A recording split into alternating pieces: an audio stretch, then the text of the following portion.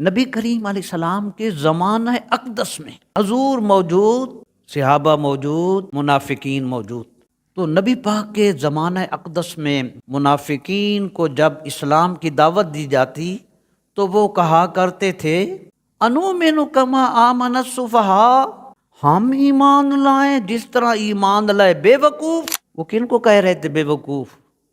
صحابہ کرام کو، ابو بکر و عمر کو۔ ان کی نظر میں صحابہ کرام ایمان لانے والے، دین والے لوگ بے وقوف۔ ان کا جواب صحابہ نے نہیں دیا، حضور نے بھی نہیں دیا، اللہ نے قرآن میں دیا۔ فرمایا الا انہم ہم السفہاء، یہی احمق ہیں، یہی بے وقوف ہیں، مگر وہ جانتے نہیں۔ پھر ان کو کہتے فساد نہ پھیلاؤ، کہتے لو ہم فساد پھیلا رہے ہیں؟ صحابہ کو، کاملین کو بے وقوف کہہ رہے تھے۔ انما نحن مصلحون، اور کہتے ہم تو حالات سنوار رہے ہیں۔